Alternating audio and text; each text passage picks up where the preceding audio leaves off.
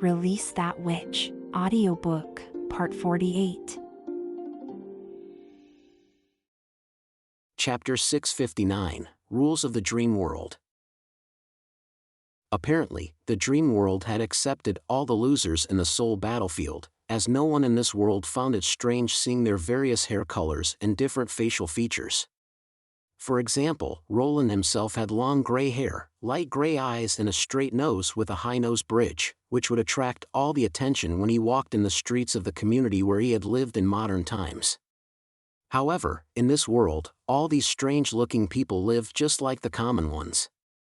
On their way to catch buses, young men were rushing about with their newspapers and briefcases under their arms, while chewing deep-fried dough sticks. Elderly people gathered in twos and threes on the open space in front of the apartment building. Some were moving their limbs and doing their morning exercises. Some laid out Chinese chessboards, ready to play with their friends. The chirping of cicadas, the city noises and the sounds of morning reading, babies crying and hucksters shouting were all wafted to his ears by the morning breeze, creating a characteristic symphony of the tube-shaped apartment building. Roland cherished the scene, which was full of life. Right at this moment, a woman running along the lane was getting near to him. Seeing this woman, Roland nearly dropped his chopsticks involuntarily. To his great surprise, she was Garcia Wimbledon. She tied her hair up and wore light sportswear, baring her white thighs and hanging a towel around her neck. Her sweat had soaked her collar and pinpricks of sweat covered her arms. She must have been running for quite a long time. He was more surprised seeing all the people in the lane fixing their eyes on her and some even whistling at her. These people looked so excited as if they were looking at a star. However, Garcia did not give a fig to the crowd. She continued running through the lane as fast as the wind and disappeared into the corridor entrance of the apartment building. "That's Garcia," someone in the rice noodle restaurant exclaimed. "Now you believe what I told you. If you get up early, you'll get the chance to see her. As long as the weather is good, she'll run for an hour here. It's the first time for me to meet a TV star. She looks much better than on TV. Oh yeah, Garcia will have an important match very soon. I'll support her anyway. I hope that she'll win the final. Of course, she will. She's such a genius." Everybody was talking about her, leaving Roland dumbfounded. He wondered why all the residents here were so familiar with Garcia and what the match they were talking about was. He thought, is she a rising sports star or something? To confirm his guess, he took out his wallet after drinking all the remaining soup in his bowl and asked the owner when he came over to clean the table, what was going on. "Is that woman famous?" The owner looked at him in disbelief, saying, "You're not living here, right? Who in this Tomsey street doesn't know Miss Garcia?" Hearing this, he became even more curious and said to the owner, "I've just moved in recently." "What does she do?" "She's a martial fighter." Pfft. Roland nearly spat in the owner's face. Ahem, what? Come on, go to watch TV by yourself. She's the most famous person in this area, and it's because of her that we can continue to live here. Why? The owner pointed somewhere behind Roland and said, "Look there." He turned around and noticed something he had missed when he had come here. On the wall opposite to this restaurant, there was a big word saying removal. House removal. Yes, some development company has long wanted to pull down the whole Tomsey Street to build a new skyscraper here. That company said that this block was too old and unsightly for a downtown zone. Bullshit, it's clearly a cultural relic building. The owner sighed while searching his bag for Roland's change. Those guys want to relocate us all to the suburbs. If Garcia didn't expose their plot on TV and gain wide support for us, the developer would start to drive us away at this moment. Roland's mouth twisted. That's really an outrage. That's why all of us support Miss Garcia. The owner smiled and tamped the change into his hand. Since you're now a member of the Tomsey Street, you'll become her fan soon. Roland understood that the dream world might use some incredible methods to piece together irrelevant memory fragments, but what had happened just now was too bizarre to believe. What's a martial fighter? Some new Olympic event? And demolition of apartment of souls? No kidding. All the doors connected to the memory fragments are here in the building, and so is the creator of this world. And I have to thank my elder sister for making it possible for me to live here. With complicated feelings, he returned to his number 0825 apartment, and Zero happened to get out of her bedroom with sleepy eyes. Her hair was in a mess and her dress was wrinkled. One side of the dress's neckline dropped down, revealing half of her shoulder. She said, "Uncle, you get up? I'll go to make breakfast right now." "No, I've had breakfast and I brought you something to eat." He put the omelet, steamed pork dumplings and milk he bought on the table and then turned on the television. With a puzzled expression on her face, she sat by the table and asked, "Why do you get up so early recently?" "I told you that I got a job, so I can't sleep late in the morning anymore. Your parents remitted your living expenses to me, and my company paid me my first month's salary. We don't have to worry about money for now. Use your money wisely. Who knows how long will it last? Besides, we haven't finished the food stored in the refrigerator yet." Having said that, Zero still quickly devoured her breakfast. Roland asked her, "By the way, do you know Garcia?" She twitched her mouth and said, "Of course, Sister Garcia is such a talent. She joined Martialist Association at the age of 20, and I heard that she held an unbeaten record in the preliminaries. All my classmates regard her as an idol, but I think it's boring to watch this kind of fighting matches on the stage." Though he was a little bothered by the fact that he was called uncle while Garcia was called sister, he still put this aside and focused on what he wanted to investigate. Based on what the little girl had said just now, the martial fighters in this world even formed their own organization. He asked, "Are there many martial fighters?" "There are only a few." Zero darted a look of disapproval at him. "Uncle, please stop thinking about it. Not everyone has such a talent. Only those awakening with force of nature will get the chance to become martial fighters, and awakening is just the basic requirement. Without determination and perseverance, even an awakened talent will become a puppet of some great power and bring troubles to the people." How do you know so much about them?" "Our teacher told us. He also said that as compared to imagining ourselves becoming martial fighters, we'd better do more exercises and try to become useful people for the community." She went to the bathroom to get washed and then walked to the door carrying her school bag. "I've got a full day today, bye." When Zero left, Roland opened his hand, feeling the strange power in it. Is this force of nature? His interest in the dream world increased dramatically. The puppet of great power somehow reminded him of a magic power bite. He wondered how this world integrated all the devoured memories and what the rules behind it were. He had planned to go to the library of the school. However, now he had a new idea.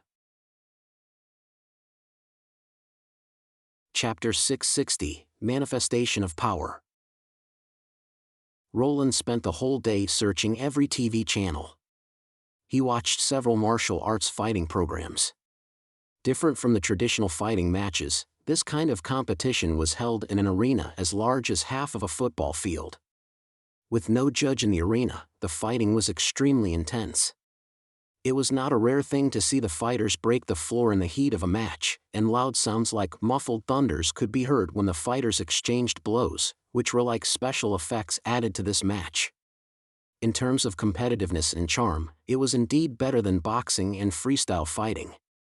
All the martial fighters fought in a literal sense, with no rounds being counted for them and no half-time intervals interrupting the competition. No wonder the audience would get so excited watching this kind of fighting. Roland could not help but knit his eyebrows whenever he saw a martial fighter spit out blood or get massively injured, thinking, these martial fighters really go too far. Aren't they worried that they'll die before they get the chance to spend their competition bonuses? Those matches aside, what he was most interested in was still the martial fighters themselves. They obviously had much greater physical strength than the common people, and the force of nature seemed to give them some special abilities other than just improving their power or speed. Each of such abilities would be given a special title which would be promoted as the martial fighter's nickname. For example, in the show Roland was watching, there was a man named Hurricane. His nickname was Mighty Storm, as he could punch numerous times at a super high speed in a second. Roland was surprised by this propaganda method, which would clearly show the trump card of a fighter to his or her opponent before the match began. He was even more surprised when he saw a demon in this fighting match. It was a typical mad demon, which was tall and had big arms. As it wore no mask nor iron gloves, all the audience could see its fangs and three-fingered hands, which were obviously not human features. However, no one seemed to be scared, and the commentator referred to him as a foreign martialist. Roland was amazed by this weird and powerful dream world again. To rationalize the existence of the demon devoured by Zero, this world even made it a racial minority. Roland could not help but wonder what would the hybrid demonic beast become in this world, and then quickly thought of Lifts her tail, who was full of vigor. When he heard his own stomach growling, he suddenly noticed that the sun was setting. He could not help frowning. Zero usually came back long before this hour. He had read her diary and knew her school was located at Zhongshan Road. It was only 3 kilometers from this apartment building. If she took a bus, she could get home in 10 minutes. Her cram school was over at 5:30 p.m., but now it was 6:15 already. He got a little worried. Anything happened in her school? After a thought, he decided to get out to buy something to eat first. He thought she might be hanging out with her friends right now. As in a summer day, it was not going to get dark until 8 p.m., she probably went to a park or some game room to play with her friends. Given that, even if he came to her school right now, he would probably not meet her there. As her landlord, not her nanny, he did not want to be nosy. She's just a little girl. No matter how hard-working she usually is, sometimes she may also want to relax. So I'll cook. No, I'll buy today's dinner for us. Right at this moment, the image on the TV flickered and the martial fighting broadcasting was changed into the news studio. Good evening, viewers. Now, we interrupt our programs for a news flash. Holding a stack of papers in hand and with a worried look on face, the host said, a number 29 bus was hijacked at Zhongshan Road. The hijacker had a knife. Now traffic police have sealed the road. We warn all the city residents living in that area to avoid going out for now. We'll broadcast follow-up reports on the most recent progress of the case. After that, it was swiftly switched to the crime scene on the TV. Roland saw a big crowd gathered outside the police cordon, who showed no inclination to leave. Wait, isn't this Zero's regular route? At this thought, his heart suddenly sank. Is she abducted? That was not good news to him.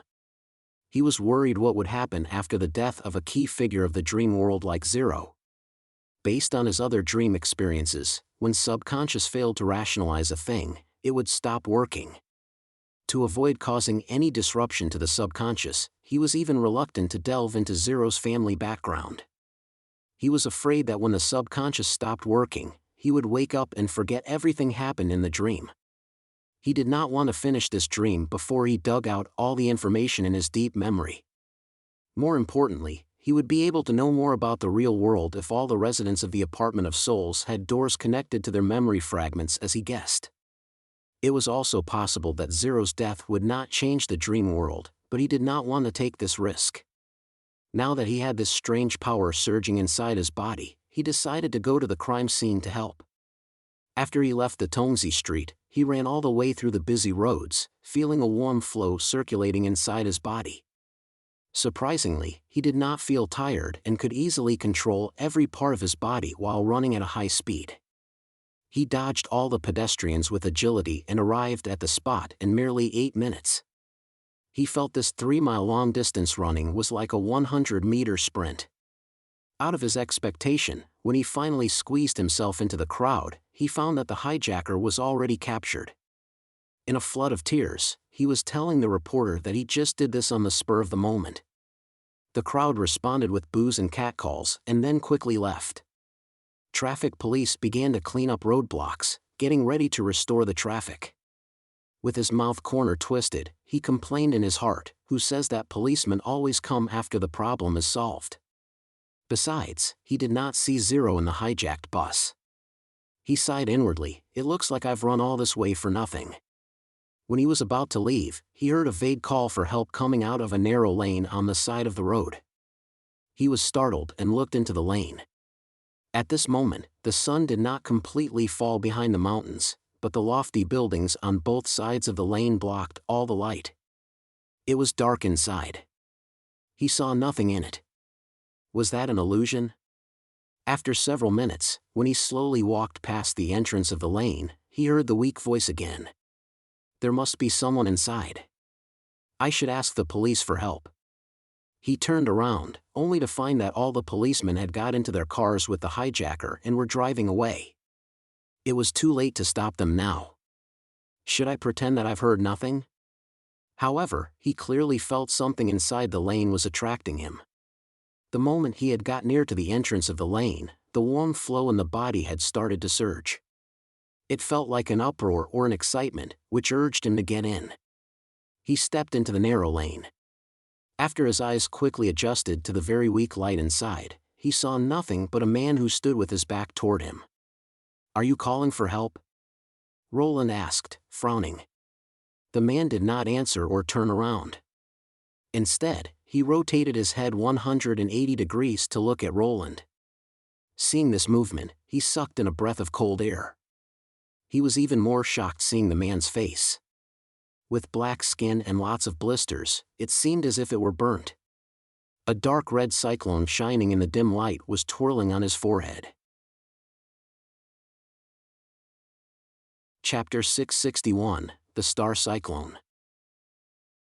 Is this magic power? The twirling cyclone on the man's forehead immediately reminded Roland of Nightingale's description about the form of magic power, but seeing it now for himself, he thought it was more like a galaxy. Several spiral arms were revolving around the nexus, the brightest point which was located in the center.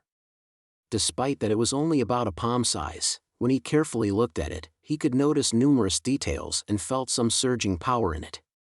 Are you a martial fighter? The man suddenly opened his mouth to ask in a hoarse voice. No, I'm not. Roland was fully alerted. Yeah, I guess so. The burnt-faced man turned his body toward Roland without moving his head at all. You taste sweeter. Roland looked for weakness in the man's body while saying, if you were a girl, I might be a bit interested in hearing these words. Are you a man bit by the magic power, no, force of nature? Force of nature? The burnt-faced man snorted contemptuously. They've no idea where this power came from and knew nothing about its essence. Don't talk as if you know everything. Roland retorted. Thinking, come on, this is my dream. The man opened his mouth, which was full of bleeding blisters, to say, I can't tell, but I can feel it. It doesn't belong to this world. It's a gift from the deities. I thought the hijacker could attract at least 1 or 2 martial fighters to come here, but he surrendered too fast. Fortunately, my efforts finally paid off, as you came here. Crack! Roland struck first to gain the initiative before the burnt-faced man finished his sentence. This was a trick he had learned from his fighting experience in childhood. He could tell from the way the man acted and talked that he was a dangerous guy. Given that, it was not a wise choice to act after he finished talking. He straightly punched the man on his forehead, as fast as a flash of lightning. As he found his strength had increased sharply, he did not punch with all his power. However, he still clearly felt the man's bones cracking under his fist. His strike sent the burnt-faced man up into the air. Meanwhile, the warm flow inside his body began to surge, dancing with joy for such a good start. The man landed and rolled on the ground until hitting a wall. When he staggered to his feet, Roland came up to launch another attack without any hesitation. He believed his own judgment, as this was his dream world. Moreover, his opponent was obviously not a human being. When his face bones were broken, he seemed to feel no pain and did not beg for mercy at all. No human being suffering such a sharp pain could react this way. Roland felt that his mind was clearer than ever before. The violent warm flow filled his body, but did not make him woozy. He knew that at this moment, he should beat up the underdog, which was another trick he learned from his childhood fighting. This time, he hit the man with all his strength. He punched with no skills as if he was hitting a sandbag, keeping the burnt-faced man constantly moving to defend. Apparently, the man did not expect this at all and started flailing as Roland's blows were raining down upon him. Roland soon started to feel that hitting the man was like hitting tofu, as his muscles were torn loose after his arms, sternum and ribs broke. If he were a normal man, he would be dead at this moment. Roland scolded while giving the man a good thrashing. "You asshole. Turn your head 180 degrees. You thought you were making a horror movie?" He was very upset by the fact that as the creator of this world, he had been scared by the burnt-faced man when he had seen him in this alley. "This is impossible. Why? I can't use it." The man's voice changed completely and soon Roland could hardly hear anything he was saying. "Use what?" Roland noticed that the cyclone on the man's forehead was twirling slower. He tried to reach out his hand to touch it and found that it became somewhat tangible. "You mean this cyclone of magic power?" "No, don't touch it." Roland knew that he must do what his enemy did not want him to do. He held his head down and grabbed the cyclone. When the warm flow in his body began to boil, he tore it down. Suddenly, the burnt-faced man quieted down and collapsed to the ground, paralyzed and lifeless. The cyclone turned from dark red to a bright color when it fell into Roland's palm. Now it was white in the center and blue on the outside, more resembling a galaxy. It began to twirl again and quickly left his palm, turning into a beam of dazzling light. It shot up into the sky, leaving a trail like a silver wire and disappeared after several seconds. Meanwhile, the warm flow inside his body calmed down, giving him great satisfaction. He felt good from head to toe. He had completely lost his mind. He thought that this world might be more complicated than he imagined. Looking at the dead burnt-faced man on the ground, his mouth corner twisted and then he turned away heading for the exit of the alley. It was dark when he returned to the towering tube-shaped apartment building. A swarm of flying insects attracted by the light in it were buzzing noisily in the corridor. He fumbled to take out his key and inserted it into keyhole. Before he turned the key to open the door, he heard a burst of rapid footsteps behind it. Zero opened the door with a frown, but he still saw some worry in her eyes. "Where have you been? Where have you been?" they asked simultaneously. "The cram school added classes today. We'll get a day off tomorrow as some teachers will come to check. I had gone to look for you." "Look for me?" the little girl asked doubtingly. "Yeah, you didn't come back on time." Roland laughed while rubbing her head and then walked into the apartment.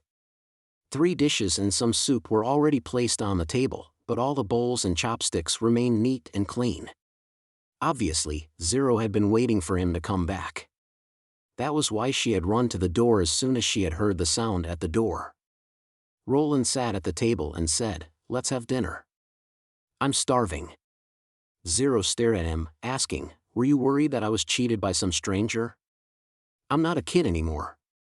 Next time, you can just wait for me at home."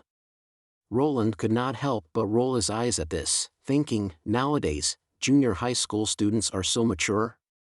I remember myself at this age, I was terribly naughty. When I still had some allowance, I would go to the game hall and when I didn't, I would go into the mountains to catch chafers. I would never come home until it was dark. How come this little girl behaves so well? He somehow felt a little embarrassed for himself at this thought. "Oh, you've got a day off tomorrow?" What?" Zero still seemed a bit annoyed but looked relaxed. Roland said while eating, "Come to the library with me, I'll buy something for you on the way." "Buy? What?" "Well, I bought you some clothes last time, so this time, let's buy some dresses, shoes and pajamas. You have to get something new to replace what you are wearing now." He smiled. "I'll buy you a cell phone. We need to stay in touch in case something like this happens again." Chapter 662, The Defensive Line. Having stayed in the dream world for 2 days, Roland saw the gray-slated roof of his castle again. He stretched out his hands, repeatedly bending and stretching his fingers. Except for the strange heat current, he had the same feeling as he had in the dream world. Luckily, he could take advantage of falling down to get rid of the dream world, otherwise he could not even tell the difference between reality and fantasy. Could the brain simulate such a realistic world? Roland could not help feeling confused about that. Especially the cluster of stars, which was particularly like the magic cyclone. Even though he had never seen the real look of magic power, if the force of nature was shaped based on the magic power, everything in the dream world should be fuzzy. Plus the eccentric burnt-faced man and the heat current that resonated with the cluster of stars. He suddenly was not sure about his previous presumptions. He felt like his small brain could not contain such a complex and huge dream world. But if the dream world did not exist in his subconsciousness, where was it? After thinking hard for a long while, Roland could not find a satisfactory answer. He shook his head and made up his mind to temporarily put these things aside. Since he could not figure it out, he thought that he should focus on the more important things. After he took Zero to the library, he learned a lot of useful design knowledge. Even if he just looked through a book, he could precisely reproduce its content. One of the books also covered the proportioning and property of some alloys, which could greatly save the test time for Anna and Lucia. Under such circumstances, it would be less difficult to create the third-generation machine tools used to forge higher precision parts. Of course, he had to personally instruct the first operational workers. People in different domains in Grey Castle were continuously gathering together in the western region. Some people who had settled down here passed the universal education test and got jobs. Upon thinking of this, Roland felt extremely heartened. This was a gradual process, but he had paved the way. When Grey Castle was unified next year, Neverwinter might have an opportunity to be on the threshold of the industrialization age. Once they entered the industrialization age, the domain would certainly undergo a tremendous change. In the afternoon, Carl van Bate, Minister of Construction, brought the news that Route 67 had been accomplished in less time than that of the Kingdom Main Street. Apart from a shorter distance, the workers had become more proficient in construction. As they promised before, the batch of workers who had been developed by the Ministry of Construction had been affiliated with the border area. Your Majesty, if you don't have any other road building plans, I'm planning to send them all to construct residential quarters. Carl said, though there will be extra salary expenditure, Neverwinter is in urgent need of residential quarters. Roland also knew this condition. There were altogether about 5,000 people in the construction team, half of whom were busy building new residential communities in order to accommodate the large population which had been persuaded by City Hall to come to Neverwinter from the other cities. Over just 1 year, the town had been enlarged at least over 3 times, which did not include the new farming land to the south of Redwater River. The road building can wait. He spread out the map of border area and pointed to North Slope Mountain, saying, I'm planning to build a railway directly connecting the mine and the pier so as to load the coal which comes from the west. There is already a road. Carl suddenly stopped and continued to say, Are you saying a railway? Yes, a railway or railway track. Roland nodded and said, It's similar to the orbital transportation system of the mine, but it's made up of steel. I see, after a while of thinking, Carl said, but a railway doesn't need many workers, either. It doesn't indeed need many workers to construct a narrowly hardened pavement. Roland smiled but did not point it out. Honestly speaking, he knew that Carl did not understand what he had said at all. In the mine, the coal depended on simple ropes, steam engines and horses to carry the loads outside. But that was not what he thought, and it was for more than carrying coal. What he wanted was trains. Since its invention, the train had caused tremendous changes for land transport. And this short-distance railway was an attempt. It was not difficult to understand the principles of steam trains, but a railway system was gigantic and complex. Even if Roland did not know how many years it took to test and improve before the train and its supporting facilities were put into practice, he thought that it must be a long process. Luckily, I can find the knowledge in the dream world. He had been so obsessed with the gigantic trains which stood for industrialization. No matter how heavily they were loaded, the trains steadily traveled through forests and mountains as they puffed white gas. black connecting rods drive many wheels to rotate, giving out a rhythmical clang and shortening the vast land to an acceptable distance. Afterwards, no matter what changes had taken place in the driving force, the nature of trains has never changed. Apart from the hardware facilities, a train also needed driving by a batch of railway workers who should be responsible for their own duties. So it was much more complex than simple steam engines and machine tools. According to Roland's plan, the railway connecting with the North Slope Mountain and the pier was not only a technological test but a training base for developing the first generation of railway workers. Send 200 people to pave the roadbed towards Misty Forest to the outside of the second city wall. Roland decided.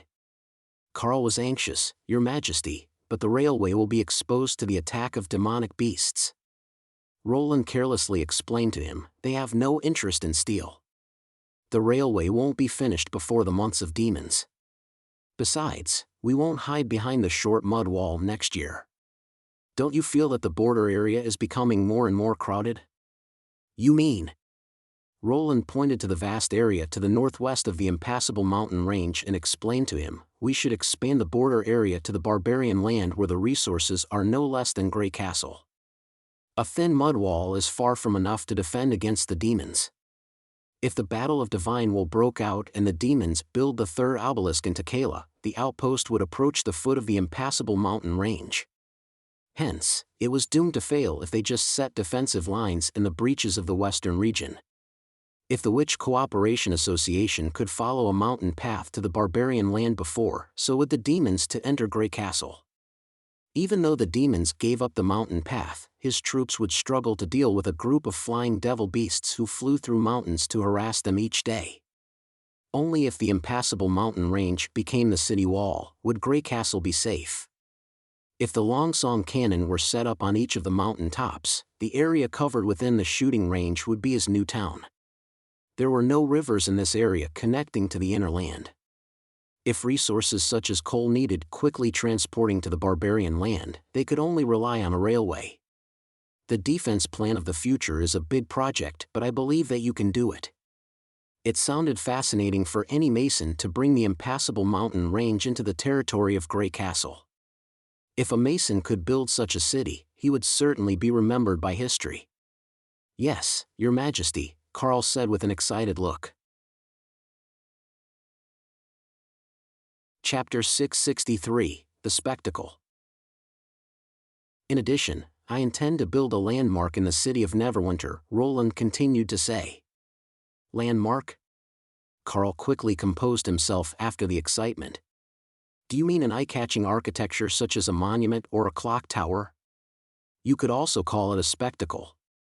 Carl was without a doubt a top figure in the Mason Guild of the King's City, judging by his quick response to such a new terminology. Roland nodded at first, then shook his head and said, but I'm not going to build any useless landmark. After the battle with the church, the First Army suffered serious losses. Although Iron Axe reported that the army's morale was still high, the casualties caused huge grief to the families. In order to strengthen the confidence of the subjects, especially those who came from out of town, he came up with this amazing idea of the spectacle. Some spectacles in history were built entirely to satisfy the lust of the rulers without having any benefit to the builders. Even if this could highlight the power of the state, Roland would not build such a white elephant. I plan to build a residential building on the south bank of Redwater River, behind the industrial park. Carl did not reply as he must have realized that this was no ordinary building. Roland was very satisfied with Carl's calmness. It'll have about 15 floors, with a height of 3.5 meters per floor and an overall building height of more than 50 meters. In other words, it's close to the height of the 4 old city walls of the King's City. Was that the biggest project you've ever been involved in? Carl gasped. Your Majesty, this would be the Tower of Babel. I wouldn't consider it the Tower of Babel. It's just an ordinary high-rise building. Roland said laughingly, it just happens to be suitable as a landmark in this era. The 15-floor height meant that it would tower over the castle. It would be visible as soon as one entered the city of Neverwinter. It would not only symbolize the power of Neverwinter but also make up for the shortage of housing now. After all, high-rise residential buildings had a higher plot ratio than cottages.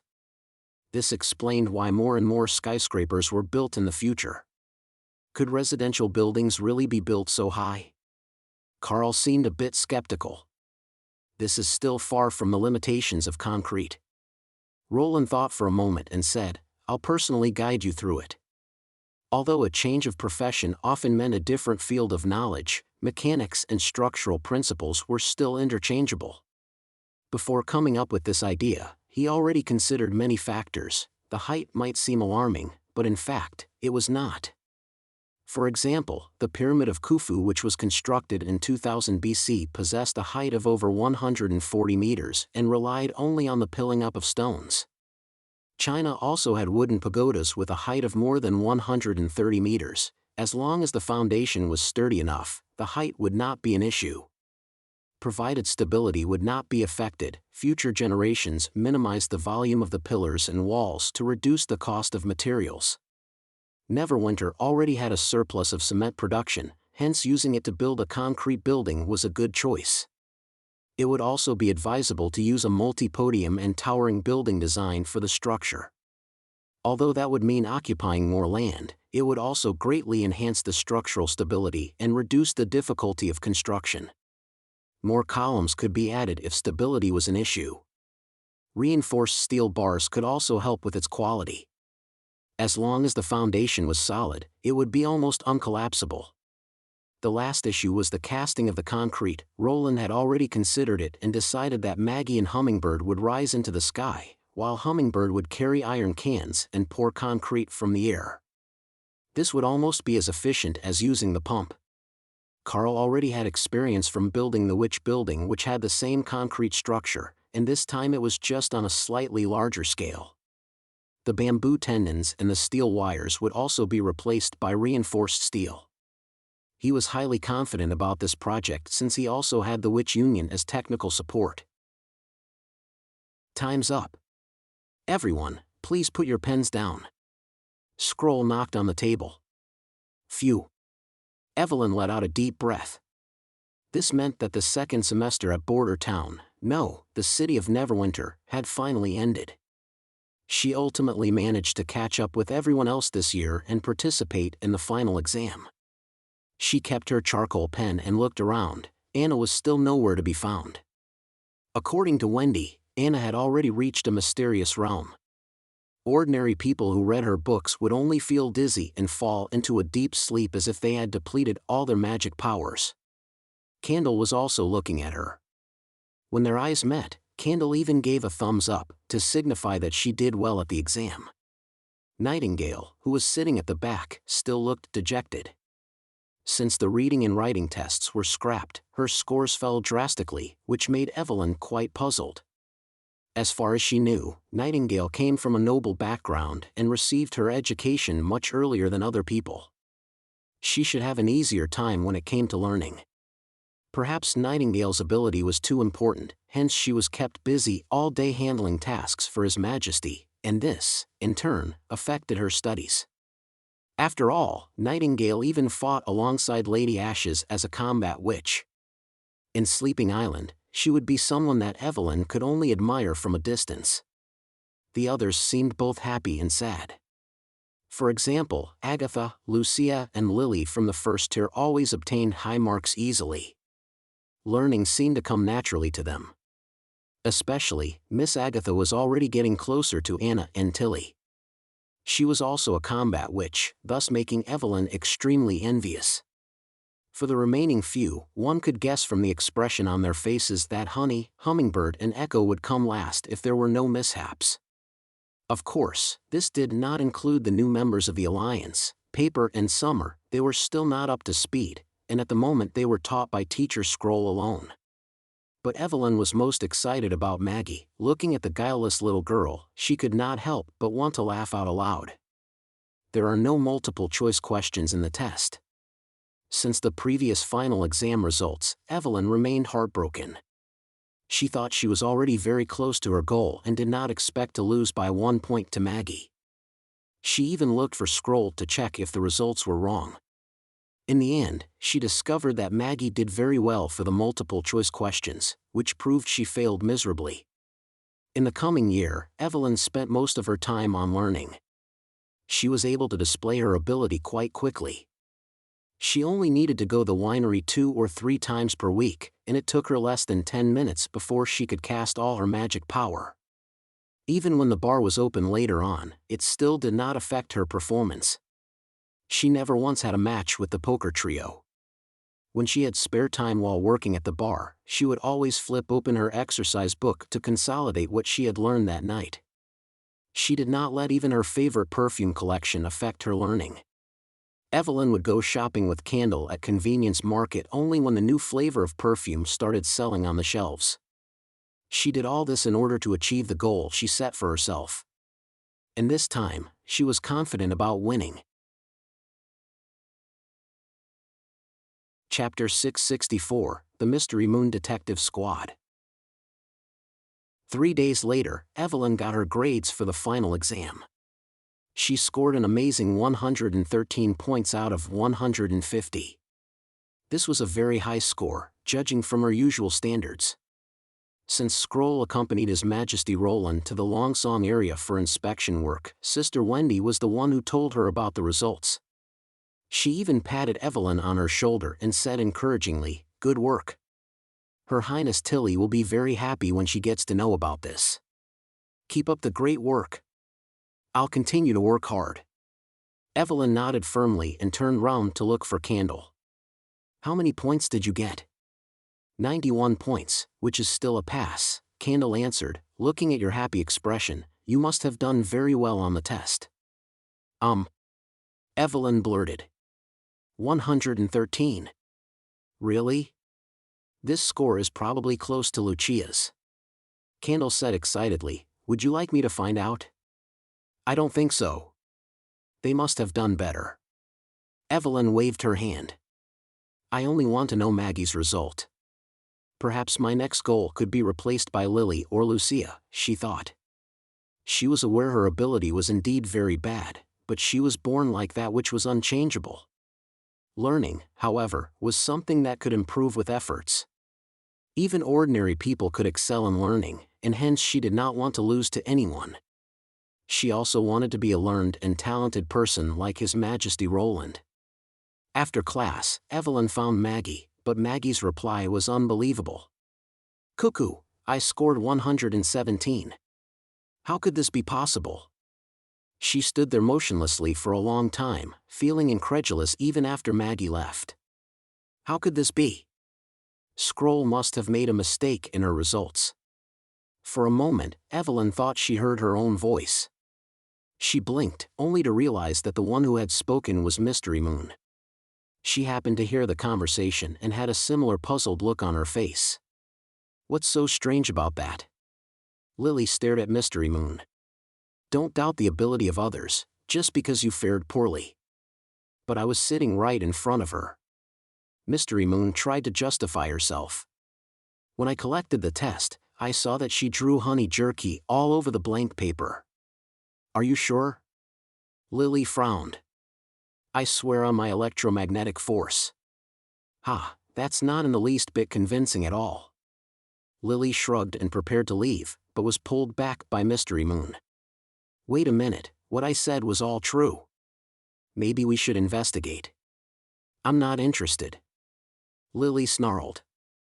"If you have any doubts, you can check with Scroll when she comes back." "That would defeat the whole purpose of exploring," said Mystery Moon with an expression of mischief. "Evelyn, let's help you to find out the truth." "Don't count me in." "What happened?" Candle called out. Evelyn hesitated and then revealed her confused thoughts. What would you do if you wanted to investigate?" Candle touched Evelyn's head and said, "It takes a few days for Teacher Scroll to return, right? Now that both His Majesty and Nightingale are away, don't think that I'll allow you to sneak into the office." Lily glared at Mystery Moon. "Don't think I'm unaware of what you plan to do. Steal the tests? I'm not that stupid." Mystery Moon shook her fingers. "I just want to find out where Scroll marks the tests." "You mean?" Candle's eyes lit up. We just need to call Summer. She smirked. Evelyn instantly understood Mystery Moon's plan. Summer could replay the illusion where Scroll was scoring the test for Maggie, and the mystery would be solved. But Teacher Scroll usually does so at City Hall. Won't it be inappropriate for us to be there? What's wrong with that? In the city of Neverwinter, everyone can easily access City Hall, so there's no reason why we can't go. Mystery Moon shouted. It's not His Majesty's office, so I think some people should stop worrying unnecessarily. I have to remind you, said Lily, most people only have access to the lobby of City Hall. The office of the Ministry of Education is on the second floor. Do you think those officials will let us enter? Well, Mystery Moon was at a loss for words. In that case, let's forget about it, Evelyn said. She did not want to bother the others. I'll wait for a few more days. No, I have a way around it. Candle pondered as she touched her chin. Candle's method was very simple, which was to involve Nana. According to her plan, since Summer would already be involved, it would not matter if they called another person as well. And as it turned out, this method did work. Evelyn was amazed by Nana Pine's popularity. As soon as Nana entered City Hall the next day, she was greeted warmly and stopped by no one. This was probably due to the popular image of the little angel, or the fact that her father was a well-known noble in the border area who had been personally praised by His Majesty. Anyway, she entered the office of the Ministry of Education effortlessly. There was no one in the room. Few teachers would come here unless there was a meeting. We're in. Mystery Moon said excitedly, let's start backtracking. Are you sure this is all right? Summer was a little hesitant. Only officials are allowed to be here. Officials are no different from us. Hummingbird is even the Vice Minister of the Ministry of Construction. Mystery Moon patted her chest and said, don't worry, as long as we don't say anything, Scroll would certainly not mind that we visited her office. If I find out that you're lying, I promise I'll tell Scroll, Lily said coldly. I thought you said you weren't coming. I'm here to supervise you and prevent you from making a big mistake, got it? Looking at the both of them arguing, Evelyn suddenly felt that her decision might be a mistake. Finally, Candle managed to persuade Summer. When the illusion appeared in the office, everyone held their breath. It was pretty clear that the exact time when Scroll marked the papers had to be the day after the exam and before she left for Longsong Stronghold. Summer quickly found the exact scene with a quick flashback. Everyone quickly squeezed behind Scroll. As long as the time had not lapsed for too long, Summer would be able to maintain the illusion for 30 minutes. Soon after, Evelyn saw Maggie's paper. Look, I wasn't lying. Mystery Moon shouted. Lily could not help but frown. There was indeed a large amount of blank space on the paper. Other than the easier fill-in-the-blank questions plus the question-and-answer type of questions in front, almost no words were included in the calculation section. Some of the items even had drawings of roasted meat underneath them. Even Scroll was shaking her head unwittingly. It was very clear that this test could not have attained a score of 117. Could it be possible that Maggie was lying? Evelyn thought. Chapter 665, Chaos. Scroll quickly scanned through the entire examination paper, then wrote down at the front of the paper the total score of the 3 subjects, 17. The result was missing an entire 100 points. Well, so the problem lay with Maggie? Nana tilted her head. So, that's the result? Mystery Moon was greatly disappointed. So it wasn't Scroll who purposely gave a high score to Maggie in exchange for honey grilled meat, oh. Lily slapped the back of Mystery Moon's head, shut up. Should we continue to watch? Summer asked timidly. We should leave as soon as possible so that we won't get ourselves found out. Let's wait for a second, said Candle. Perhaps something went wrong when it was copied. There's no need. I already know the results, so it's fine. Evelyn shook her head. If it were the original method of writing, it would indeed be possible to confuse the figures in a compact arrangement.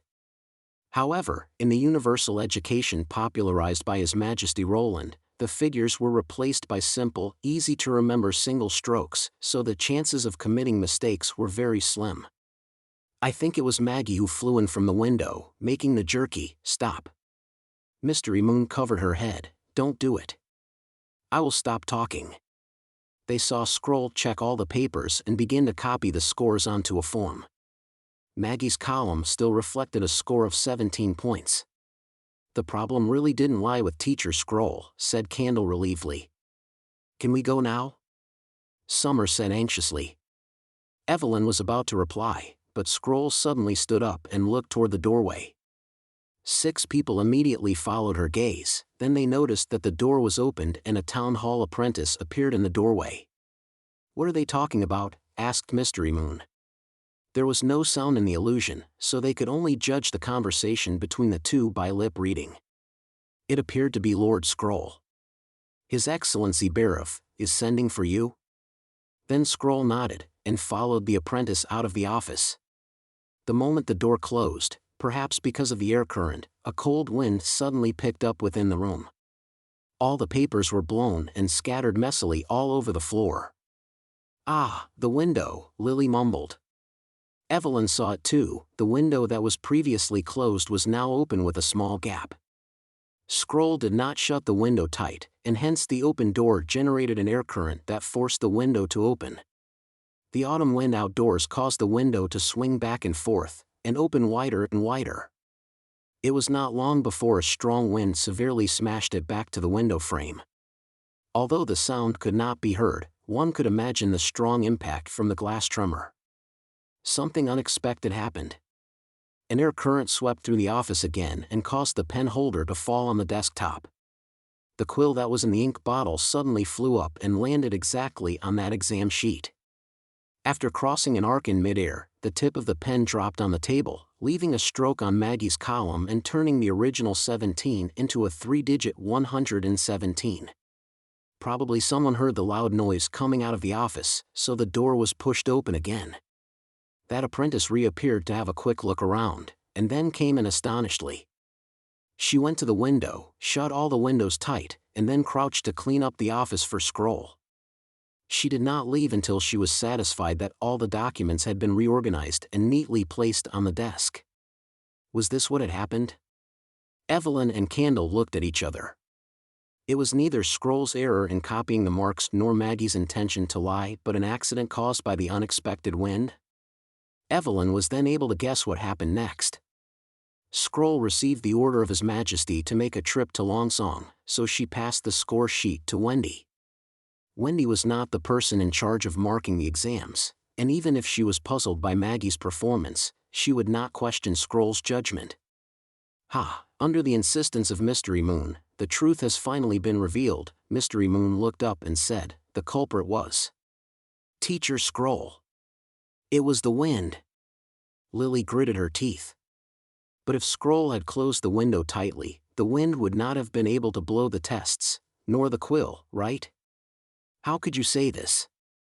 No, Nana said thoughtfully, in that case, it would have been His Majesty Roland's fault. He built the city hall here, and not only did he expand it, he also built 2 more stories. Without this additional second story, Scroll would not be able to mark the papers here. You're right, so the culprit was His Majesty Roland? Enough, all of you. Excuse me, can I stop now? Summer seemed like she was about to burst into tears. Sorry, that's enough, said Evelyn, patting her shoulder. Thank you, let's go. Hey, should we just leave like that? Maybe we can find the next quiz in the office? Mystery Moon stood in front of everyone to stop them. This was the real reason you wanted to come here. Lily rushed forward. I will never let you make trouble. I was just kidding. The investigation ended in a farce. After bidding farewell to Candle, Evelyn returned to the witch building alone. Although the truth had come to light, her mood was not calm at all. Somehow, the flying paper and the falling quill continued to emerge in her mind. Both actions were erratic and yet at the last minute formed ingenious and perfect results. The paper, the pen, the airflow caused by the door, and the time when the apprentice went in and out, all led to this result. Without any one of these conditions, the change of the score could not be achieved. However, these conditions were unconscious and chaotic. In that case, this could also be applied to mixing cocktails. A variety of ingredients are added to the alcohol, but you can't taste each and every ingredient. They are fused in the liquid and affect each other, creating a new taste that can be accepted by people after numerous attempts. Sometimes, a rare combination that happens by chance could also create those unique tastes. Evelyn could not help but think of the microscopic balls that His Majesty Roland mentioned. They continually make disorderly disturbances, each of which seemed irrelevant yet could portray marvelous traits. She closed her eyes and felt that something in her heart was ready to burst out. The world was full of chaos. But the results were hidden in the chaos. As if it were all meant to be. Evelyn forced her eyes open and reached for the cup on the table. Ripples appeared in the cold water, and then the color changed as if a drop of paint fell on them. The water gradually turned into a reddish orange, and a fragrance she had never smelled before drifted into her nose. She hesitated for a moment, then started licking the liquid. An indescribable sweetness suddenly covered her tongue, slightly bitter, with a strong mellow flavor that was unmatched by any type of drink. It was not only like a mixture of fruit juice and milk but also like a mixture of tea and honey. Evelyn could not accurately describe the flavor, but she was sure of one thing. This was definitely not wine. Chapter 666, The Good and Bad News. A week later, Roland returned to the border area from Longsong Stronghold. As soon as he entered the castle, he received two pieces of good news. The first was brought by Befriends. Your Majesty, the astrologers of the Old King's City arrived in Neverwinter 3 days ago. A total of 312 people came, including artisans, apprentices, and their families. I've arranged 9 astrologers to stay in the Foreign Affairs building, while the others have been temporarily arranged to stay at the reception area. This group of people is finally here, Roland thought for a moment, and then commanded. Let's hold a welcome party in the square this evening. I want the subjects of Neverwinter to know that there's now another school in the town. As with alchemy, astrology had a high reputation among the general population. Usually, only the King's City would possess both schools of thought. Now that the Astrology Association was approaching the western region, Neverwinter would become more accepted as the new King's City. However, Roland did not need this school of astrology divination. Instead, he really attached more importance to the astrologers' computing power. For this era, they were absolutely regarded as the forefront of the mathematicians. Both analyzing the calendars and estimating the orbit of the stars needed a lot of calculations. If they had relevant knowledge of middle and advanced mathematics, they could undoubtedly be better on the previous foundation. He intended to set up a school of mathematics to allow these people to devote most of their time to calculating, apart from the occasional observation of the star of extinction. In this era where there was no computer, many scholars working together to complete some complex operations was the most efficient choice. Whether it was for laying of railways in the future, constructing large ships, installing Longsong cannon in the mountains, or writing shooting manuals, these all required their help. Yes, Your Majesty. Befriends nodded, and then asked, I don't know if your trip to Longsong. I encountered a lot of problems. Roland did not need to conceal anything in front of Befriends, the City Hall director. The secondary City Hall of Longsong Stronghold has already started to show signs of dereliction of duty and corruption. Scroll has found many fake accounts, and 2 corrupt men were even arrested from the batch of officials from the border area. At this sentence, Befriends could not help but swallow his spittle. Are they my disciples? Roland was amused by the cautious look on Befriends' face. He shook his head reluctantly. Even if they're your disciples, I wouldn't put the blame on you, so you can rest assured. Your Majesty is wise, Befriends said hurriedly. So are they the original people from the town? Well, they were the second batch of graduates. After passing the assessment, they entered City Hall and then they were transferred to the Longsong area with the entire team. Roland sighed. As of today, it has only been less than a year. At the moment, City Hall had cultivated a group of semi-leaders. One group came from the Longsong area, which followed the exact model of border town.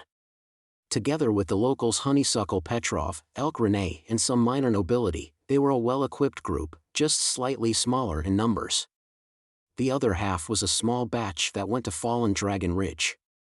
In addition to assisting Countess Spear to maintain the political situation, their secondary task was to establish a framework for the secondary city hall. There were also scholars from the northern region that came back with Edith Kent to learn about the management of City Hall. Together with these scholars, Roland could probably make up the other half in a short period of time. He had already allocated these people to the southernmost region. It was undoubtedly the local officials who could carry out Roland's will, who were the rarest of talents. Without them as the foundation, even if Roland conquered the entire kingdom of Grey Castle, he would not be able to centralize the kingdom's resources quickly. Local governments were an important part of the centralization of authority. He could use the witches to promote science and technology, but he could not create a bunch of grassroots officials from thin air. The sub-aristocrats would never obey his orders willingly. In the eyes of the feudalists, the only important thing was the small acreage that they occupied. Therefore, every person who had administrative experience was a rare treasure. After losing a few of them, Roland naturally felt depressed. Despite the inevitable corruption of the organization, he thought that they could persevere for more than a decade. He really did not expect to encounter such a problem in less than a year. The fact that the two corrupt people were born civilians also proved in some ways that once they had the power, they might be more likely to lose their way than the noble. Those who violate the law, all have been dealt with severely. Roland conceded. To set an example for everyone else. This should help to maintain everything for a few years. Nightingale and Scroll's ability temporarily preserved the integrity of the organization. But he also knew that the situation should be resolved in an alternative method, otherwise, the witches could easily be at risk again. And this time the enemy would come from the internal departments. Summon every one of City Hall to gather in the Castle Hall tomorrow. I'll personally give them a briefing to talk about the importance of discipline and responsibility. Of course, there were also rewards and punishments. They should know how to choose when faced with the pressures and prospects of the battle of divine will. Yes, Your Majesty.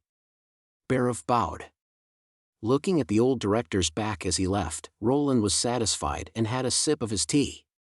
He knew the reason for Barov's loyalty. Barov enjoyed the satisfaction that the power brought whilst chasing power, and also made good use of his power at the same time. Barov was undoubtedly a very suitable person for the new regime. Perhaps in the future of City Hall, only he could contend with Edith. The second good news came from Wendy. Evelyn's ability has been evolved? Roland was a little surprised when he heard the news. As far as he could remember, Evelyn's magic indicators were very balanced and did not seem prominent. He was quite surprised that she actually became the first witch on Sleeping Island to evolve. Yes. Agatha has confirmed this, but... Wendy bitterly smiled. The evolved ability is so weird that I don't know how to describe it. Take her to my office, he said excitedly. Evelyn went to the third floor of the castle, together with several glass bottles. Roland noticed that each bottle was filled with different colors of liquid. Her magic power looks like a gray ball. Nightingale whispered in his ear, but the shape isn't fixed. What's the total amount of magic power? The level of improvement is good. At the moment, she's between Soraya and Maggie. Roland nodded and looked at Evelyn. What's inside the bottles?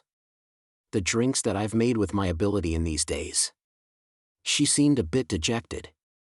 They taste different, and I absolutely lose control of the last result. The only thing in common is that they all can be drunk. Drinks?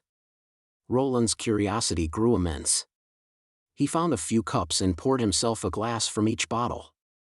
When he first tasted the light blue drink, it was indescribably delicious, like a fruit juice mix, but also with a hint of refreshing coldness. Just drinkable? This is way too good a drink. Chapter 667, Chaos Drinks. The following cups of drinks were real eye-openers for Roland. Some tasted like coffee, a bit bitter but with an intense exotic fragrance. Some tasted like soup, delicious and having the function to warm the stomach. The unique one was that he could not find the corresponding taste in his memory. If he had to name it, Fire Dragon wine might be the most appropriate. The wine was not made of pitaya, but something like the imaginary dragon flame. The scorching impact of the first sip was like lava gushing into the mouth, and then a mouthful of a burned scent followed as if the tongue was roasted. The faint taste of succulent fruits finally came, mixed with the light flavor of the wine. The longer it was kept in the mouth, the longer the aftertaste would remain. It absolutely would be the best drink of the winter.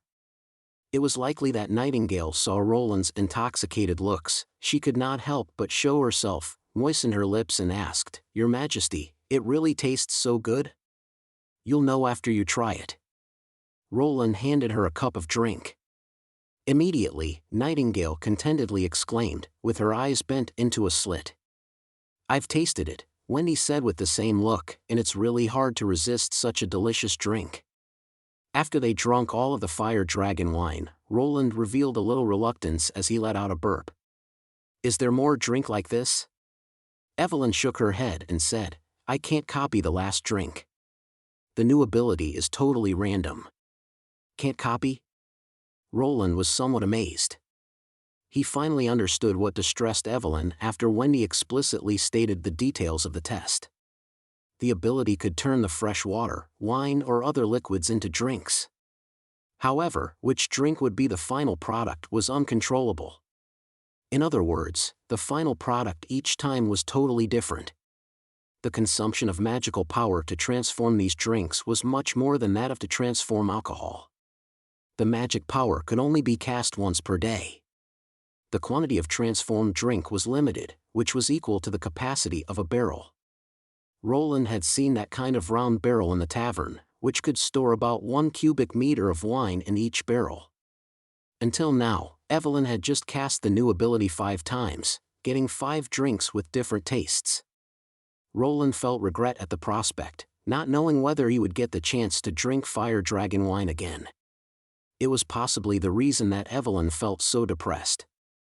High Awakening could be considered as a rebirth for witches, for they even had chances to upgrade from being a non-combat witch to a combat witch.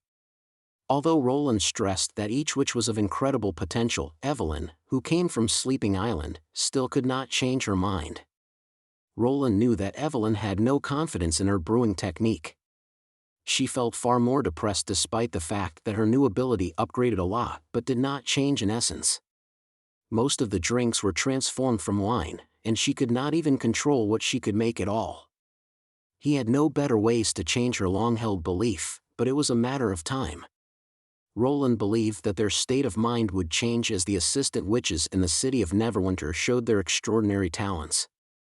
He held no confidence in saying her ability was useless. The pursuit of perfume ushered in the modern navigation times. The Silk Road thrived as the porcelains and silk trade boomed, which all served as the evidence to people's demands and desire for luxuries. These drinks, however, would be the true luxuries.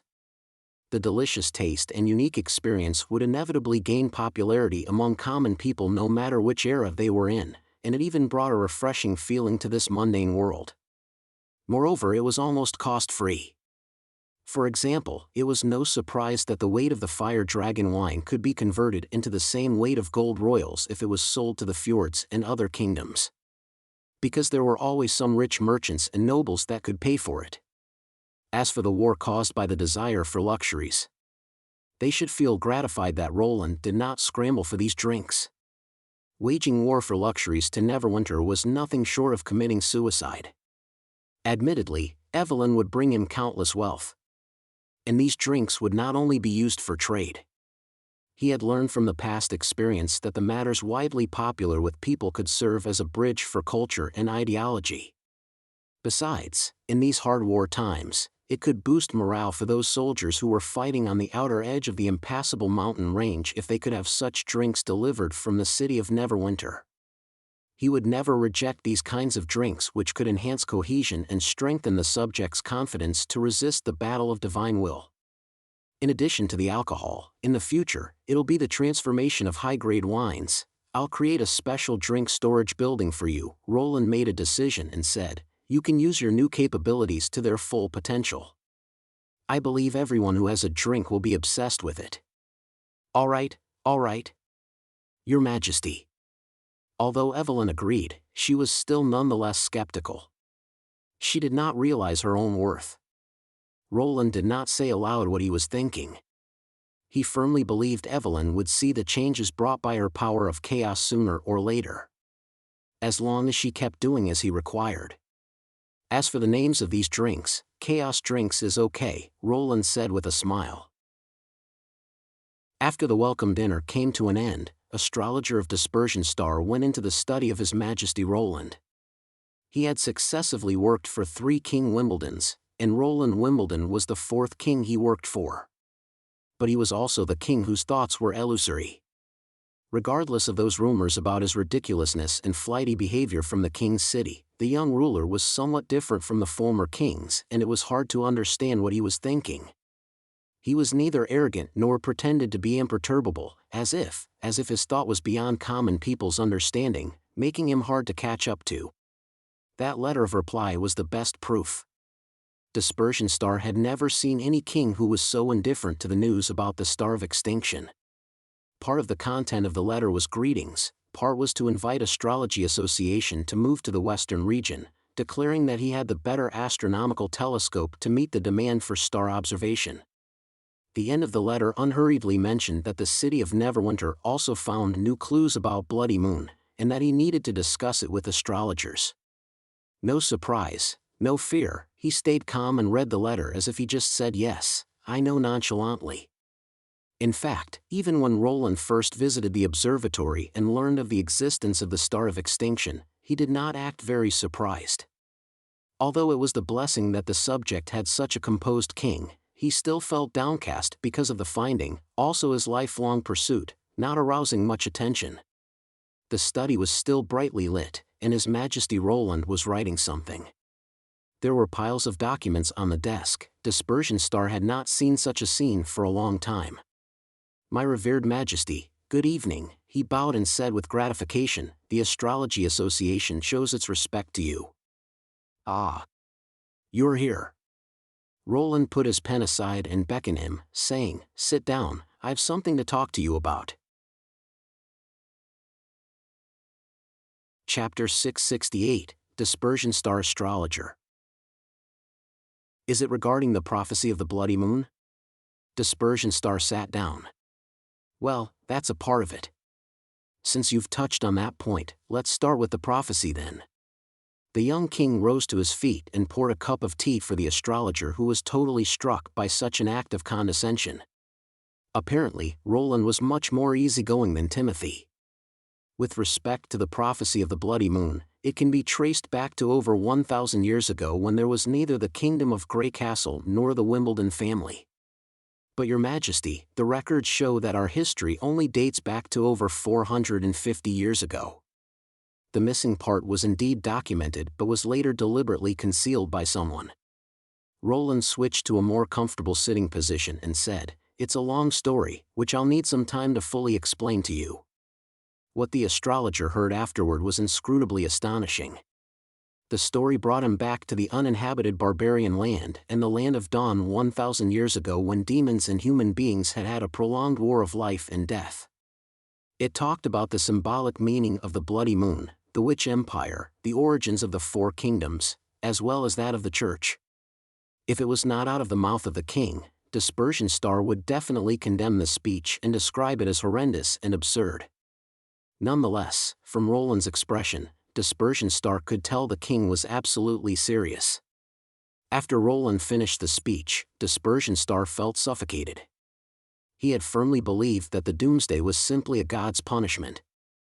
The shaking seabed, the cracking earth, the underground fire and thunderbolts from the sky, as terrifying as they were, would not completely destroy human civilizations. As long as men got prepared in advance, a great part of cities could still survive these catastrophes. According to His Majesty, however, the Bloody Moon was a signal of the commencement of the war from demons. It seemed that the war between human beings and demons had lasted for 1,000 years. Men had been defeated twice, and with but one more loss, they would be completely eliminated from the earth. Your Majesty. Dispersion Star almost lost his voice. Where did you learn these? Roland stuck out 2 fingers. The Witch Empire and the Church. They both have something to do with the establishment of the 4 kingdoms, including the Kingdom of Grey Castle. I've actually encountered demons to the west of the Western region. They were, veritably, of a foreign race, who have developed their own civilization and built their own armies. And, what's the smile of deities? Nobody knows. Perhaps we'll only find out the answer after the Battle of Divine Will. Dispersion Star fell silent. He was not sure whether he should believe this appalling narrative, but then he soon realized the story connected to the rise and fall of the Kingdom of Grey Castle and the thriving of the Wimbledon family. As the king of the realm, Roland had no reason to lie to him. There was no point for him to do that. Suppose everything Roland had said was true, it would then make sense why His Majesty trusted witches so much. Suppose witches' power did not come from demons, naturally, they would no longer be men's enemies. In this light, the rumors about the innocence of witches circulated in the old king's city were simply a tip of the iceberg of the truth. Without a doubt, it was pretty wise and cautious of His Majesty to selectively disclose the information and hold back the part that would potentially spark panic among the multitude. The only thing that Dispersion Star failed to understand was how the bloody moon in the sky bore a relationship to the gates of hell. Your Majesty, what can I do for you? Dimly, Dispersion Star was aware that it was probably not out of any astrological reasons that the king had asked the Astrology Association to move to the western region several times. Roland apparently knew much more about the Star of Extinction than any astrologers. If Dispersion Star was not informed of this secret today, he would never possibly know what had happened 1,000 years ago. This is what I want to discuss with you next, which may be even more important than the secret I told you earlier, Roland answered with a smile and handed a book on the desk to him. Take a look at this first. Dispersion Star took the book and noticed the title on the cover was a combination of phrases he had never seen before. Analytic, geometry? The word was quite a mouthful. Surprisingly, it was printed in a blue color that could only be produced with very fine and expensive blue pigments. Take your time. It's fine if you don't understand. You'll need to learn a lot of things in the future. Although the lighting in Roland's room was relatively decent even without a candle, it was still not comparable to daylight. As such, Dispersion Star felt reluctant to read the book right away, as late-night reading could more or less cause eye damage. As an astrologer, he should well protect his eyes. Nevertheless, Dispersion Star did not want to directly decline the king's request and thereby infuriate him.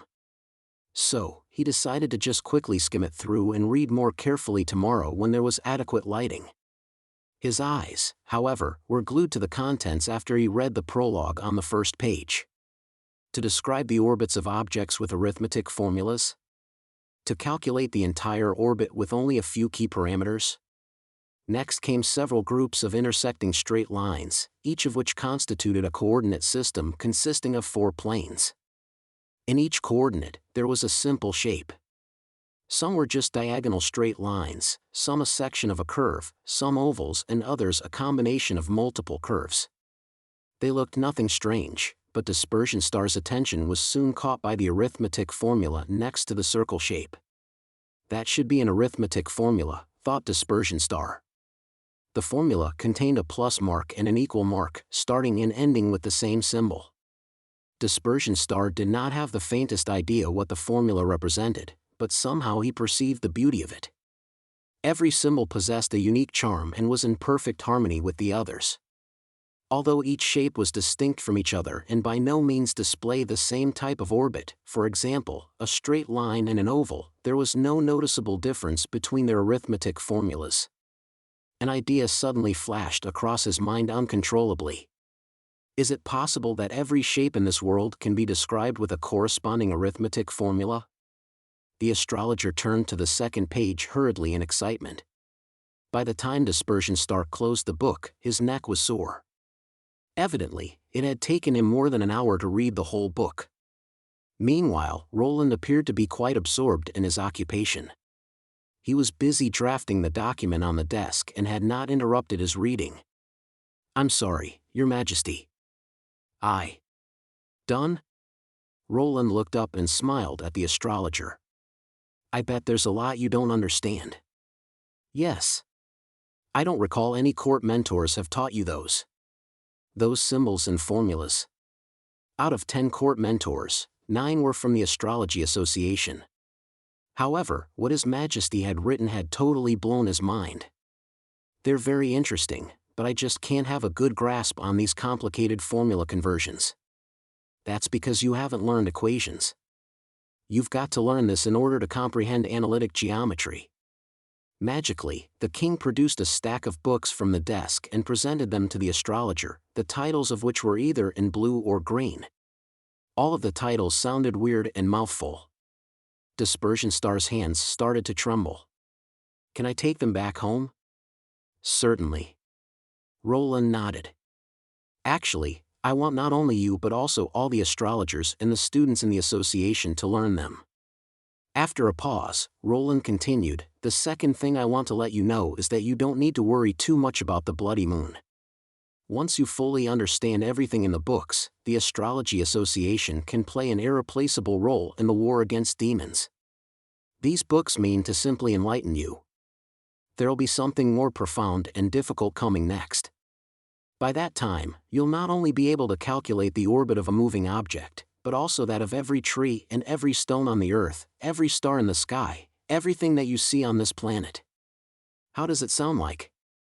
Are you willing to accept the challenge?" "Yes, I'd like to, Your Majesty."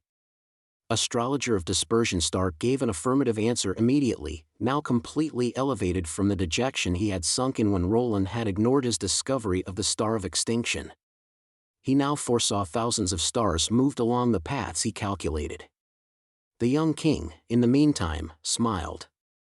The smile was so strange that it reminded Dispersion Star of a hunter who watched an animal slowly falling into his trap. "Awesome. But please don't be discouraged. It's going to be hard, and it's perfectly normal that you come across some obstacles. I believe you'll eventually get the hang of them." Chapter 669, Diplomatic Turmoil. Number 76 had gradually taken Denise's place since becoming Yorko's maid. It did not mean that Yorko forgot about his old lover. The truth was that he had to spend some time taking care of his poor guide. In fact, Yorko had been totally shocked when number 76 had been sent back by her superintendent Silvermask the other day. The punishment had been indeed as severe as Black Money had earlier claimed. There had been whip marks and bruises all over her body, and she had looked nothing like the girl he had met half a day ago. Yorko was happy that he had made the request to retain number 76 as his maid in a timely fashion. Otherwise, the girl would probably be wrecked by the battery. That was why Silvermask had said she could no longer be a guide, for customers definitely would not want a disabled girl to serve them. Fortunately, number 76 was not as fragile as most girls. She had a pretty strong body, especially her abdomen and back, on which several faint muscle lines could be detected. She had quickly recovered from the injuries after medication and was now able to run errands for the household, which, of course, also included some personal services. For example, the service like she provided today. "Sir, do you want me to massage your shoulders?" After number 76 cleaned the house, she drew close to Yorko smilingly. Although according to general rules, maids were not allowed to approach their masters without permission, number 76 was apparently still employing the old methods she had learned from Black Money to please her guest. Yorko did not feel offended in the least. On the contrary, he liked the flirty way she communicated with him. If number 76 was simply a maid who strictly followed rules and obeyed his orders, it would be a little too boring to his taste. "Come and sit here." Yorko put down the anecdote book in his hand and lay down on the recliner. Number 76 took off his shoes and sat on her knees so that Yorko could rest his head on her thighs comfortably. She then started to slowly massage Yoriko's shoulders with her 5 slender fingers. Apparently, number 76 had received professional training, for she used much greater strength and applied more techniques than other ordinary massage girls, who usually flirted with Yoriko in the guise of massage. The labor delivered by number 76 really worked and made Yoriko feel less stressed. Yoriko could clearly see number 76's countenance when he lay on her thighs. After Black Money had sent her over, she no longer needed to wear that copper mask to conceal her identity. Frankly speaking, number 76 was never a beauty. Her overall appearance was just a little above average and certainly could not compare to witches. Nevertheless, Yoriko liked her red, plumped lips in particular. When he looked up at her, he was always aroused by the faint smile lingering on her lips. In comparison, her toned body was more appealing to Yoriko. It was actually Yoriko's first time to see a woman's body full of such incredible strength. Unlike corpulent noble ladies or scrawny peasant girls, number 76 had well-proportioned limbs, beautiful skins, a prodigal projection of bosom and a flat tummy. When her body tensed up, Yoriko could sense her bulging muscles underneath. As a man who always sought thrills, he was more drawn to a perfect body like this than simply a delicate face. When Yoriko was about to take the next step, the door was flung open. It was Il Fox. Yoriko let out a sigh of disappointment. It appeared his leisure time for today was over. He erected himself and asked, "I hope you aren't asking me to save some witches again." Hill did not respond but simply eyed number 76. The girl soon took the hint and withdrew respectfully. Yoriko shrugged. "You're being overcautious. She's just a servant. You'd better remain vigilant these days when the current situation in the Kingdom of Dawn is yet to be optimistic.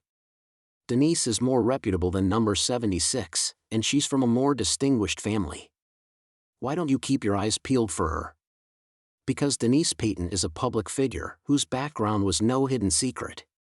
You can get the information about her one way or another, but there's no way whatsoever for you to check the background of a guide trained by Black Money. Hill seated himself opposite Yoriko and placed a letter on the coffee table between them. "But I feel I've already known what kind of person she is and where she's from now."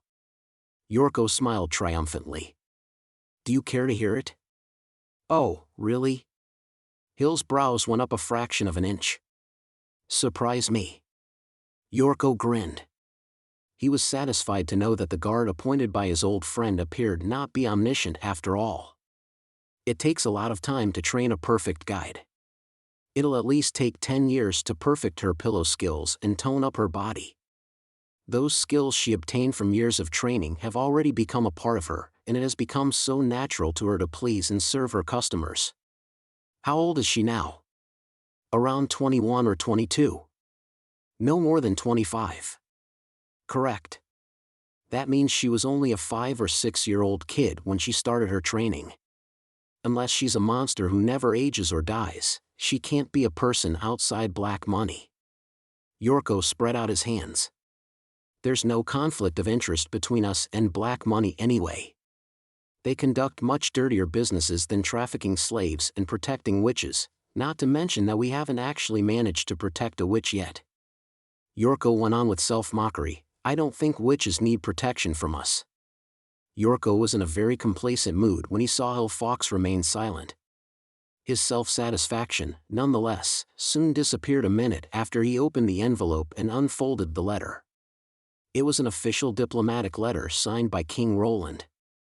The content of the letter made Yoriko quiver in terror. The King of Grey Castle intended to stop the King of Dawn persecuting witches? Yoriko was overwhelmed by the unexpected turn of the event. This was the capital of the Kingdom of Dawn, not the western region of the Kingdom of Grey Castle. Was his old friend under the impression that Moyo would listen to his counsel? The series of threats following seemed to be even more ridiculous. Roland advised the King of Dawn not to go against the stream and warned him that the ruling of the church, which was starting to decay, provided the best example. He also stated that the Kingdom of Grey Castle would not stand by and would take further steps if necessary. Roland hoped that Appin could use his best judgment in all situations.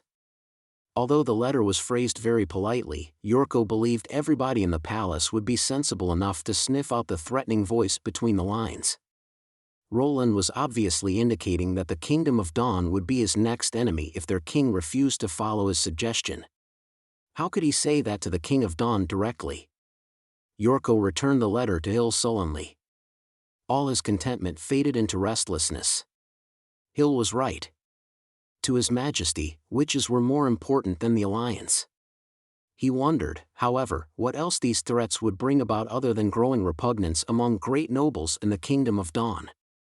The letter could be nothing but another conversation piece. What should I do? It appeared that he had no choice but to rely on Hill's counsel. Hill took a quick glance at the letter and replied, "Do as His Majesty says. This is your duty as an ambassador.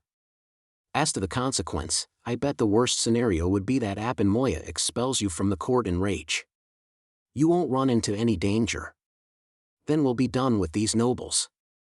Yorko said gloomily, "People in the City of Glow will regard us as crazy and laugh about it in their cups, and Roland will become their new topic of discussion. What will His Majesty benefit from such a bluff?" "A bluff?" Hill neither agreed nor disagreed. "Do you really think it's a bluff?" Yorko's heart suddenly stopped beating with a jerk. He looked at the guard in dismay. "No, that can't be." Hill said slowly, "Timothy Wimbledon also thought so before the old king's city fell. Based on what I know of His Majesty, he never wastes his time." Chapter 670, The Sad Ambassador. Yorko requested to present himself on the court meeting the following day.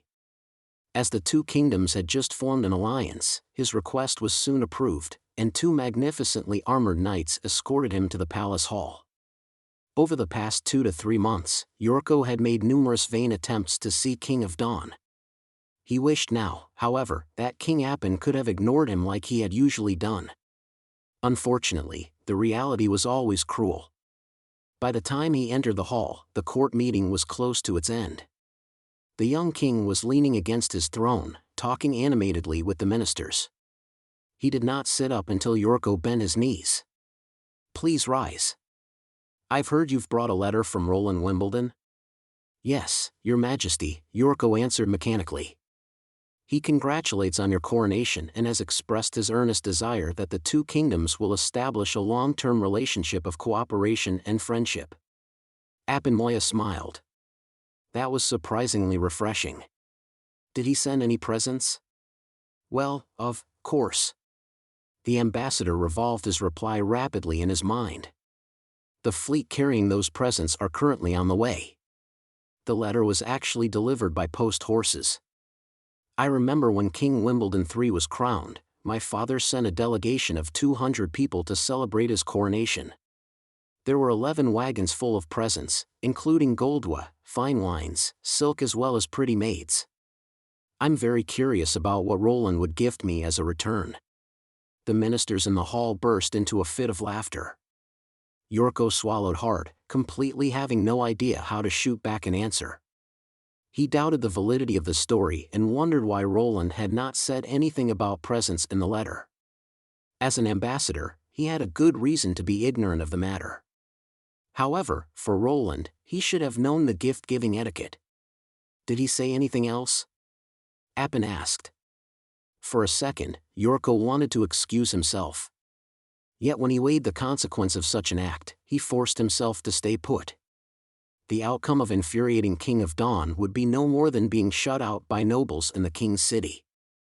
If he disappointed Roland, however, he would probably be relieved from the position as an ambassador. Yorko ground his teeth. "His Majesty, also hopes that you stop persecuting witches and treat them as free peoples. Otherwise, the Kingdom of Grey Castle would have to employ force to settle the matter, just as what they did to the church." The hall was deadly silent after he finished. The ambassador felt sweat started to bead on his forehead.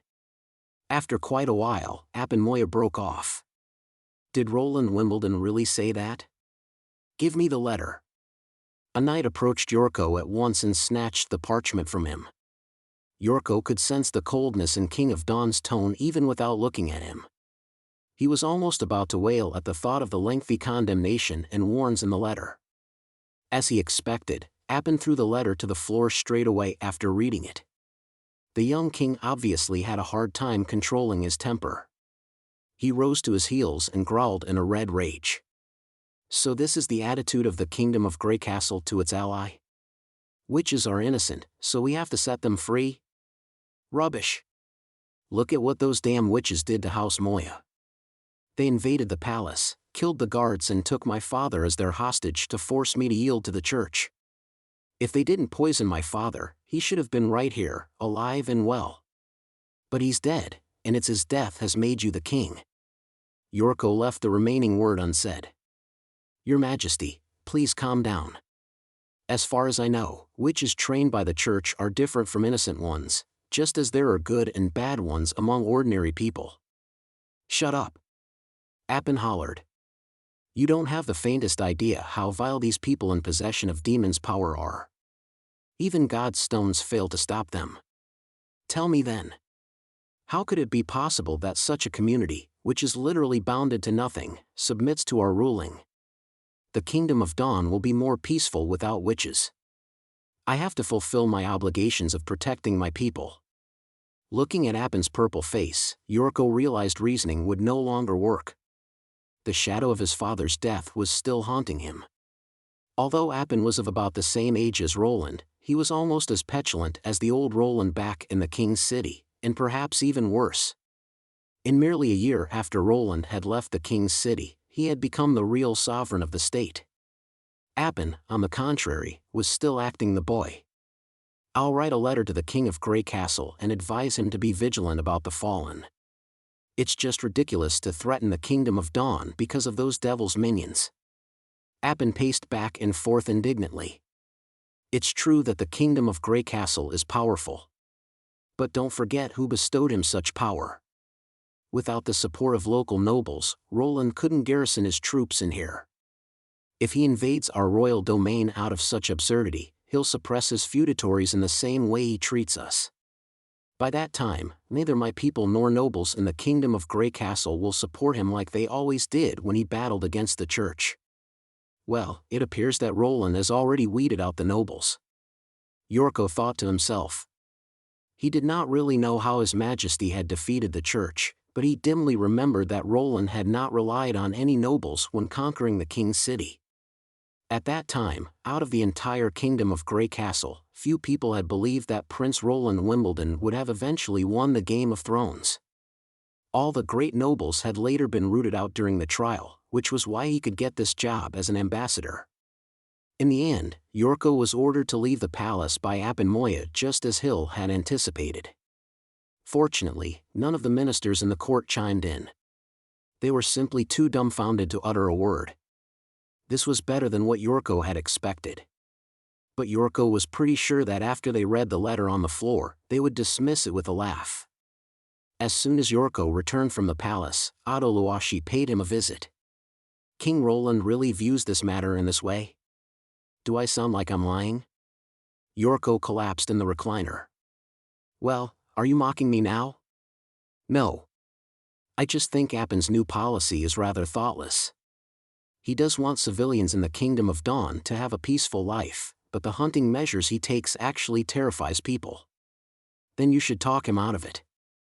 He doesn't listen. Otto smiled bitterly. He acts like a different person every time we talk about witches. You can't blame him though. If you witness what happened in the palace. Otto bit his lip. No, nothing. The death of the late king greatly shocked Appin. Technically, he shouldn't have ascended the throne until he comes of age 5 or 6 years later. I've heard King Wimbledon III was also killed by the witch from the church. If only Appin can be as composed as King Roland. Yorko gazed at Otto in surprise. He felt like Otto did not sound like the eldest son of one of the 3 major families in the Kingdom of Dawn but a noble from the Kingdom of Grey Castle. Had Roland become so invincible that he could now make nobles in the neighbor country stand on his side? Anyway, I'll try to talk to Appin again. He doesn't even listen to Earl Quinn now. Otto was about to take his leave after the tea when number 76 suddenly darted into the room. Sir, the witch you purchased has come back. Chapter 671, A Turbulent Situation. Yorko lamented in silence. Hell, didn't they agree not to meet each other ever again? It's just a courtesy to say please feel free to contact the ambassador if you come across any difficulties. He exchanged a look with Otto. After hesitating for quite a while, Yorko said, send her in. If it was not because the real buyer was here, Yorko would rather make up some excuses such as the ambassador was currently not available. Please come again later and shut her out. Number 76 soon led the girl to the room. As he had expected, it was the 10th item in the black money auction, Amy. The witch grasped Yorko's arm anxiously as soon as she came in. Sir, please help us. Annie and the others are in danger. Danger? Yorko feared that it was not a good sign. Slow down, slow down. Take a seat first. Yorko patted her on the shoulder. Tell me what exactly happened. We've been found. Amy uttered a series of broken words breathlessly. A large number of patrol teams surrounded the orphanage and blocked off the roads in the vicinity. I saw more than one platoons of knights. They're searching for witches one block after another. The other witches are still stuck in there. Please, help them. Are there other witches apart from you and Annie? Yes, Hero and Broken Sword. Hero lost her legs, so Annie has to carry her on the back. Yorko gasped. One was already enough for him to worry about, and there were 4. How did you escape? Our food is running low, so I went out to buy some groceries. By the time I came back, they had been everywhere. Her voice trailed off into a barely suppressed sob. Yorko found himself in a very difficult position. Although titled with Ambassador of Grey Castle, he did not have any actual executive power. Therefore, it was impossible for him to stop the patrol team. Further, the operation was commanded by the King of Dawn, whom he had just vexed a great deal during the court meeting. If he now stood out to protect the witches, he would probably face a more severe consequence than being expelled from the palace. Don't worry. They'll be okay. Number 76 consoled Amy while gently stroking her back. Sir Yorko must know how to bring them back safe and sound. Not at all. Yorko snapped in silence. If Amy could have sought Roland for protection as he had suggested earlier, nothing of these would have happened. What about that Mr. Hill? Otto questioned. I don't know. He never reports to me, and oftentimes I can't find him anywhere. Yorko frowned.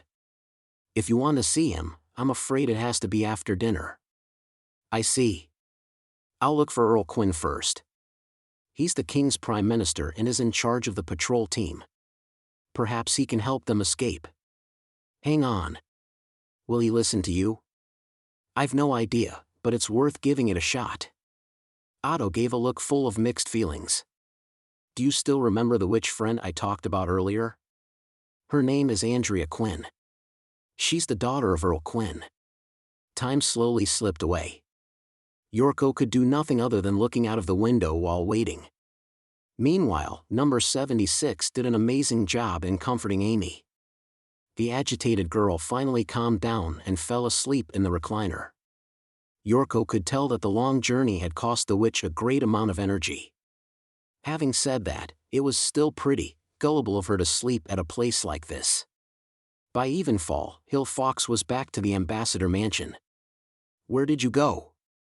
No sooner had Yorko finished his sentence than he found 3 people followed Hill to the room. Actually, it was 2.5 people. One of them was even half a head taller than Hill, her face stained with blood and her bright eyes observant. It was the same Annie who had taken away Amy from Black Money the other day. She was carrying a purple-haired girl on her back. Out of convenience, the girl was closely attached to Annie with 2 straps clutching her waist and her shoulders. From the dangling pants, Yorko knew she must be Legless Hero. The person who entered last was about the same height as number 76. She had shoulder-length silver hair, gaunt and frail, with her hands at the waist, as though she had sustained severe injuries. Awakened by the patterings of footsteps, Amy was stunned for a second before throwing herself to Annie. "You all escaped. Thank God. Did those knights hurt you?" "I'm fine, but broken sword. She consumed a lot of magic power. I've been so worried about you." Amy could not hold back her emotions anymore and broke out into tears. "Annie's here. Nothing to fret about now." Hero offered her solace. Yorko gaped. "How did you meet them?" "It's a long story. They must leave here as soon as possible." Hill grabbed the ambassador's hand and pulled him aside to the bedroom. "Listen, you guys must leave the city of Glow before the city gate closes. Our wagons are ready, 5 in total. The first 2 will carry wheat and fruit, and you'll get on the other 3. "Hold on for a second," Yorko interrupted. "You just said. You guys? You and the witches, not including me." Hill stressed each word with due strength. "In order not to obstruct His Majesty's plan, we have to keep in touch with the Kingdom of Dawn. But I'm the ambassador. That's exactly why you need to leave." In a critical moment like this, Hill appeared to be even more self-collected than usual. "Look, I didn't save these 3 witches." "What?" Yorko was shocked. "Not you? My birds are always hanging around the tourney square. If I can't find the witches, it would be a better idea to see how my rivals locate them. I received the news right after the knights set out. Unfortunately, by the time I got there, the block had been under a siege.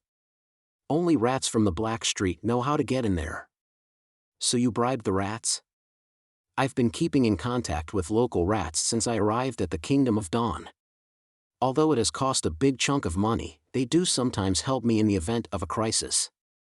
Hill said in a low tone, but the 3 witches had already fled by the time I found their traces with the help of the rats. "Isn't that perfect? I'll ask Denise to get them out of here. Let's pretend nothing has happened." Hill shook his head. "It isn't that simple. The King of Dawn already knew where the hiding place of these witches exactly is. He has manpower sufficient enough to turn the whole block inside out. How did they escape? There's only one possible explanation: they let the witches go. Perhaps Appin wants to expose more hidden witches in this way, or rather, he wants to find out the person who supports them." Yorko swallowed hard. If that's indeed the case, it would be too risky to linger in the city of Glow. The best option is to leave as soon as you can. Hill continued, "If you can bring 4 witches to His Majesty, the payoff of that would be significantly greater than fulfilling your duties as an ambassador." "What about you?" Yorko asked hesitantly. "If you get caught, they can arrest a person with a legit name, but not a nameless man who secretly hides in the darkness. In their eyes, I never exist." Hill chuckled. "Nobody will ever notice one guard in the delegation is missing, and Lord Otto will also cover for me. Do you remember what I said? I'm just an ordinary acrobat. Next time you and His Majesty visit the Kingdom of Dawn, you'll probably see a brand new acrobatics troupe in this prosperous city of Glow." Chapter 672, Hero. At length, Yorko followed Hill's advice. In the golden glow of sunset, their coach departed the city of Glow. All the coachmen worked for Hill, who were said to be former employees of the acrobatics troupe. After transporting slaves with the caravan for several times, they had known the retreating route by heart. The fleet did not slow down until the sun completely disappeared behind the mountains. They still, nevertheless, continued with the procession for about 2 hours after night fell with the help of an oil lamp before pitching their tent in the wilderness. The coaches arrayed in a circle around a bonfire. A young man who called himself Clown quickly fetched some water and started to make porridge. A tall guy named Rockhill went to feed the horses. The magician was responsible for patrolling and putting out sentries, and Com brothers setting up booby traps. These people were more like members of an army than of an acrobatics troupe. Yorko found he did not need to do anything other than waiting for the delicious porridge to be served to him. Apart from the porridge, he also got a plate of bacon and an apple. He now understood why Hill had decided to include wheat and fruit in their cargo. The food in the 2 wagons, the so-called goods for sale, would suffice to feed all of them throughout the journey even if they had to commute for 1 to 2 months. Yorko wondered if Hill had prepared to flee the Kingdom of Dawn long before, for it had not taken him a considerably long time to load all the food. He had heard from his guards that Hill had kept in touch with Blackstreet rats. Dear Lord! Is that guy really just an acrobat?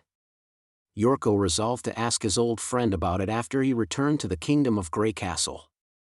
All the coachmen strode off with their porridge and stayed at the outer ring respectfully, leaving Yorko, number 76, and the 4 witches in the circle. I apologize for what I said and did the other day, Annie said cordially. You didn't hand us to the King of Dawn, but I still can't fully trust you. Why? Amy looked confused. He doesn't look like a bad man. Yorko blushed at this compliment, as he had never considered himself a good man. Fortunately, the flush was so faint compared with the light of the bonfire that nobody perceived it. Ahem, I reckon that Miss Annie still feels suspicious of the simplicity of the witch organization in the Kingdom of Grey Castle. Simplicity? For example, some powerful nobles love to keep some witches and use them as their playthings. That's just one of my concerns, Annie interrupted. Whether it's in Wolfheart or Grey Castle, all such organizations will be essentially the same if they intend to lure and abuse witches with lies. If the one in Grey Castle does operate in the way you claimed, I'll certainly make a formal apology to you. It doesn't matter to me. Yorko shrugged. My task is to bring you to King Roland. What happens next doesn't have anything to do with me. Even if you want to apologize to me, you may not have a chance to see me in the future. There was an awkward silence. For a second, no audible sounds could be heard except the crack of the bonfire. Yorko was usually very good at socializing and making conversations. He did not feel like talking, however, with these witches. They had not only disturbed his peaceful life as an ambassador but had also put the emissary delegation in a risky position. There was nothing wrong about being cautious, but the fact that his every single act was under scrutiny really irked him. In the end, number 76 broke the silence. Are you all from the Kingdom of Wolfheart? She asked. Amy told me that you've known each other for quite a while. Annie nodded. You're correct, although we weren't born in the same city. Wolfheart is now taken by the church. You've certainly suffered a lot on the way to the Kingdom of Dawn. Number 76 stooped over and touched Hiro's dangling pants. She asked in a low voice, did she lose her feet during her escape from the church? Hiro bit her lip bitterly, head lowered. They were chopped off by the people she aimed to protect. Annie's answer surprised everyone. Hiro stood out when Wolfheart City encountered the biggest crisis in the history of time, but all she got was hatred from its people. Hurt by the people she protected? Annie nodded. I can explain to you if you want to know. But it isn't a happy story. Number 76 gazed at Hiro for a moment and replied in a serious tone, I want to know. Yorko pricked up his ears, though he pretended to be fully absorbed in the bacon he was eating. When the church army attacked Wolfheart City a year ago, they threw a large number of bodies infected by the demonic plague into the city, in an attempt to bleed off the strength of the king's city. Just like what they did at Broken Tooth Castle, Annie added 2 more twigs to the bonfire, which soon splintered up into glitters of sparks. But Hiro stopped the demonic plague from spreading with her ability. She could transfer the disease to other living creatures. That was why the plague got under control. What kind of living creatures? Rats, cats, dogs, cows, sheep, etc., also including human beings, Annie replied slowly. Citizens dug a huge hole at the slum. People who got infected would gather there and ask Hiro to transfer their disease to animals. They would then burn the animals in the hole. Gradually, people started to view Hiro as the lifesaver of Wolfheart City and began to call her Hiro. Amy and I also received her treatment. But things turned for the worse. A large animal was enough to bear the disease from 5 or 6 patients, whereas cats and dogs could only bear 1 or 2. As the church continued to spread the demonic plague, even if people of Wolf Heart could catch all living creatures, it would not be enough for all patients. They just couldn't save everyone. As the war prolonged, people started to lay their eyes on man. The word made Yorko feel chilled to the bone. Number 76 drew close to Hero and gently pressed the witch to her bosom. That wasn't your fault. In the flickering light, Annie's face was masked with ice. Of course it wasn't her fault. Those people never gave her a chance to choose from the beginning. First, they burned prisoners, criminals and volunteers. Then they started to burn the elders, wounded soldiers, and captives from the Judgment Army. But Hero didn't do what these crazy men asked her to. She just couldn't kill innocent people, especially those soldiers who yearned for life and miners who had yielded. So, the attitude of the public toward her changed. People started to believe that she colluded with the church and were protecting their enemies. The Saver had thus become a traitor. Hero was later imprisoned.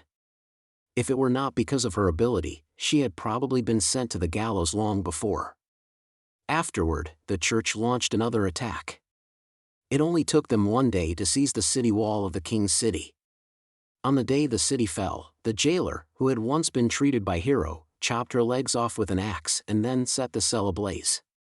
He argued that the fall of the kingdom of Wolf Heart was the result of the collusion between Hero and the church. He said as a traitor, Hero couldn't go anywhere but should be burned and destroyed together with the city. At these words, Annie fell into a short silence. But the jailer never anticipated that Hero, who lost the ability to move, would be saved by captives from the Judgment Army in the cell.